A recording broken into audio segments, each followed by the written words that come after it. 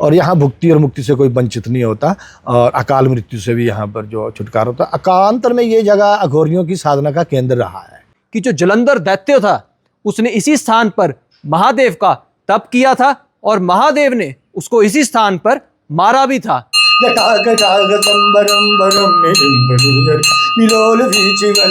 यहाँ पर जो शिवलिंग है वो महादेव के तेज से स्वयंभू उत्पन्न हुआ है। भगवान शंकर ने ही उसको युद्ध किया, उसके साथ हजारों वर्षों तक युद्ध चला। ये मंदिर इतना प्राचीन है कि इसका एग्जैक्ट समय बताना बहुत कठिन है कि ये कितना पुराना मंदिर है। यहाँ पर 7.5 का जो प्रभाव है वो शून्य हो जाता है। हनुमान जी की भी मैंने पहली बार अलग सी ऐसी प्रतिमा देखी है। मैं तेरे लिए महाकाल बनूंगा, जो काल से भी बढ़कर मेरा एक रूप है महाकाल, महाउग्र और रुद्र रूप है महारुद्र। उस रूप में तेरा मैं वध करूंगा, वो मुझे बनना है। अभी जलंधर सिटी पंजाब से लेकर के महाकाल यहाँ तक 200 वर्ग किलोमीटर का एरिया जालंधर महापीठ के नाम से ग्रंथों पुराणों में भी वर्णित है ये जगह। उस दिन घास फूस का मुर्दा बनाकर उसे फूका जाता था। 1980 तक तो यहाँ आम आदमी का आना बैन था, वर्जित था। जय महाकाल की। आज हम आपको दर्शन कराने आए हैं महाकाल मंदिर में, जो कि बैजनाथ में स्थित है। इस मंदिर की दूरी बैजनाथ मंदिर से 5 किलोमीटर है। इस मंदिर में जो शिवलिंग है वो तेज लिंग है। तेज लिंग का मतलब होता है जो शिवलिंग महादेव के तेज से उत्पन्न हुआ हो। यहाँ पर जो शिवलिंग है वो महादेव के तेज से स्वयंभू उत्पन्न हुआ है। और इस मंदिर में एक शनिदेव का भी मंदिर है। और किसी टाइम यहाँ पर इसी मंदिर परिसर में शमशान घाट भी हुआ करता था। और जिस दिन कोई मुर्दा नहीं फूका जाता था उस दिन घास फूस का मुर्दा बनाकर उसे फूका जाता था। ये तब की बात है जब पॉपुलेशन कम होती थी। अब तो शमशान घाट को मंदिर परिसर के बाहर बनाया गया है। और इस स्थान की एक और मान्यता है। धार्मिक मान्यताओं के अनुसार ऐसा माना जाता है कि जो जलंधर दैत्य था उसने इसी स्थान पर महादेव का तप किया था और महादेव ने उसको इसी स्थान पर मारा भी था। तो चलिए आपको अंदर महादेव के दर्शन कराते हैं और पंडित जी से भी बातचीत करेंगे। ओम ध्यायेत नित्यं महेशं रजतगिरिनिभं चारुचन्द्रावतंसं रत्नाकल्पोज्ज्वलांगं परशुमृगवराभीतिहस्तं प्रसन्नं। मृत्युंजय देवाय नमः, रुद्राय नमः, रुद्रविकरणाय नमः। ओम जटाजटिप्रभापविस्तरे गलेवलम्ब्यलम्बिता भुजङ्गतुङ्गमालिकाम्। ओम डमड्डमड्डमड्डमन्निना डमर्पयं चकार गण्डताण्डवं तनोतु नः शिवः शिवं शिवः शिवं शिवः। जटाकटाकसम्बरं वरं निडिम्बनिर्जरि विलोलवीचिवल्लरि जलललाटपट्टभावति किशोर चंद्रशेखरे रतिप्रतीक्षणं। नराधरेन्द्र नंदिनी विरास बंधु बंधुरास सुतजिंत संतति प्रमोदमान मानसे कृपाकटाक्ष तौरण निरुद्ध दुरधरापति कदीचिदंबरे मनो विनोद में तु वस्तुनि गर्भ गर्भ मंगलाख लाख संभमंजरी तद्भवाह माधुरी मृगंबरा मधुव्रतम्।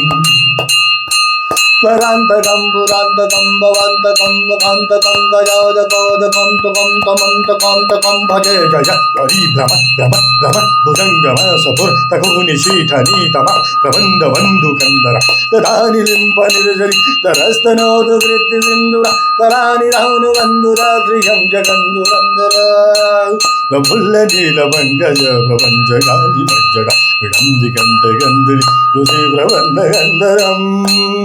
नित्यमेव मुक्त मुक्तमोतवं तपं पठन् परन् भुवन्नर विशुद्धिनेति सन्तत हरे गुरौ शुभक्तिमाशु याति नान्यथा। ओम विमोहनं हि देहिनां तु शङ्करस्य चिन्तनं विमोहनं हि देहिनां तु शङ्करस्य चिन्तनं विमोहनं हि देहिनां तु शङ्करस्य चिन्तनम्। ओम विमोहनं हि देहिनां तु शङ्करस्य चिन्तनम्। जय जय करुणावधे श्री महादेव शंभु। ओम मृत्युंजय महाकालं त्राहिमां शरणागतं जन्म मृत्यु जरा व्याधि पीड़ितं करवंदने।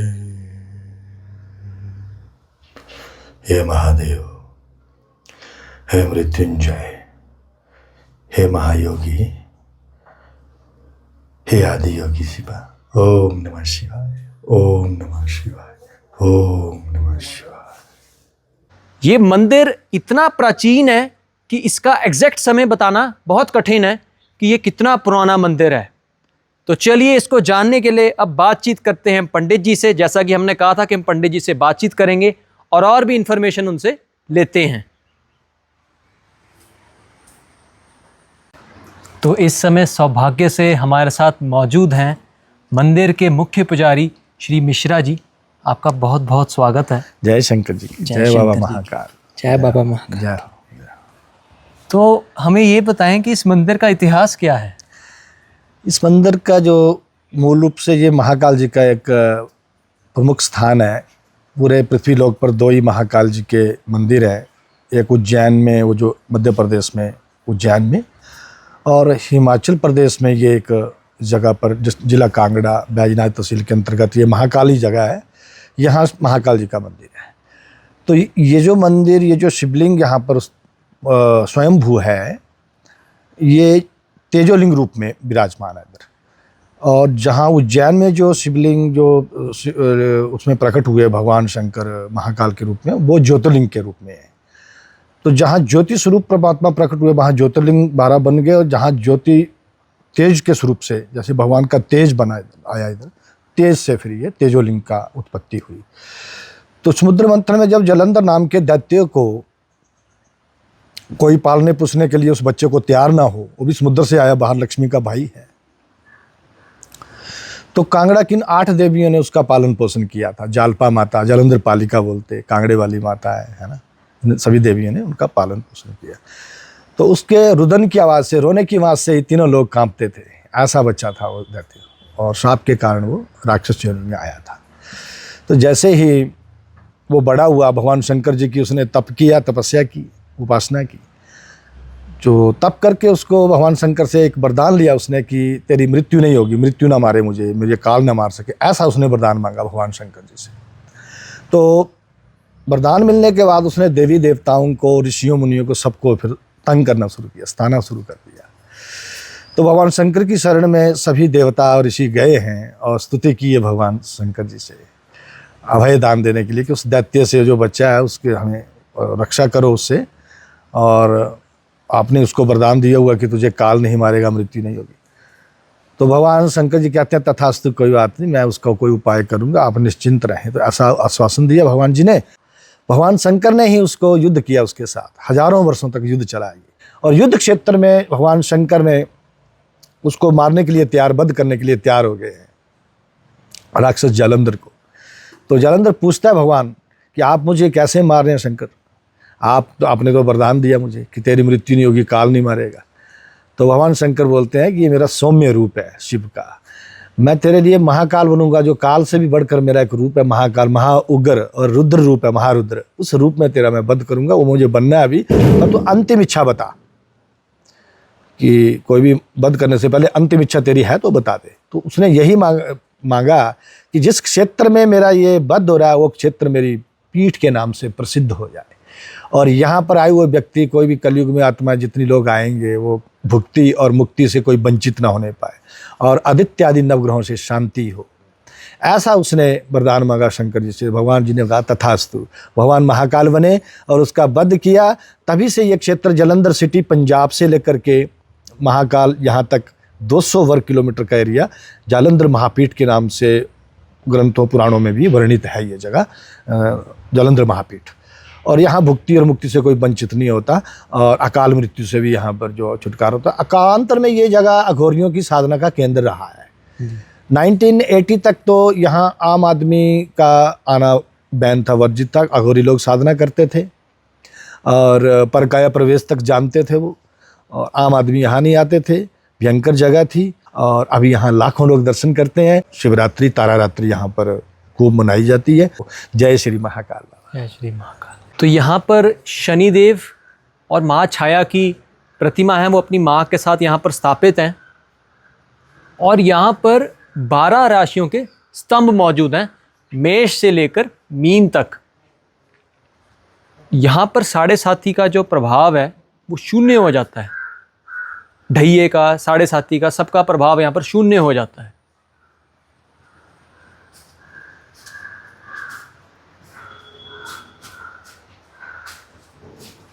देखिए सारे स्तंभ यहाँ पर।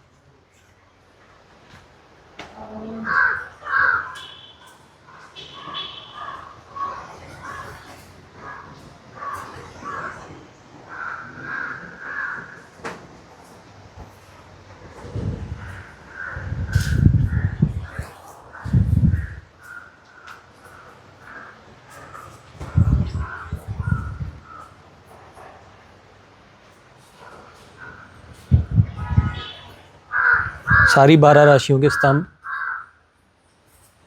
मौजूद हैं और वहाँ पर इसके साथ ही यहाँ पर शनिदेव को तेल चढ़ाया जाता है। ये देखिए, जय शनि भगवान की।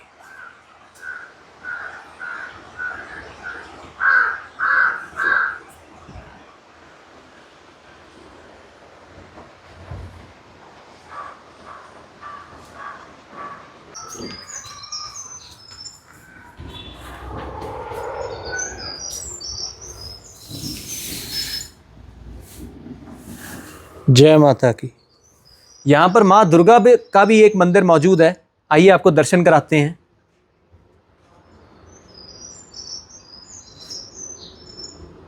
वो देखिए वहाँ पर एक हनुमान जी की भी मैंने पहली बार अलग सी ऐसी प्रतिमा देखी है।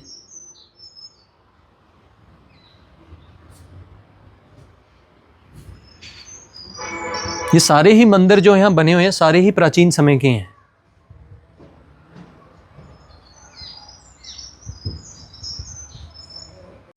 चलिए आपको यहाँ पर हवन कुंड भी दिखाते हैं।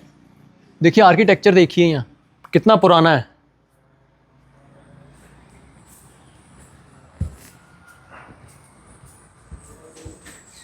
ये हवन कुंड भी प्राचीन है।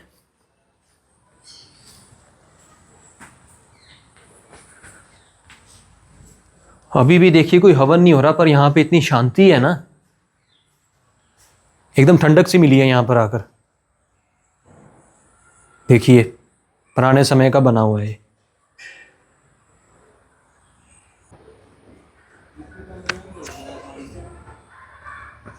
तो इस मंदिर में एक पीपल का वृक्ष भी है जहां पर लोग धागा बांधते हैं, मन्नत मांगते हैं।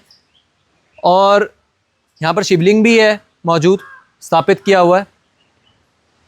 और पीछे यहाँ पर मैंने अभी नज़र पड़ी गणेश जी की और शिवलिंग की एक प्राचीन मूर्ति भी है। देखिए वो,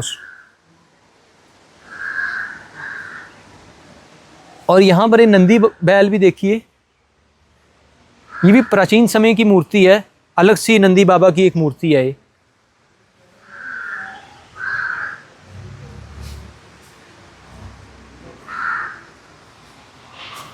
तो चलिए अब इस एपिसोड का अंत करते हैं।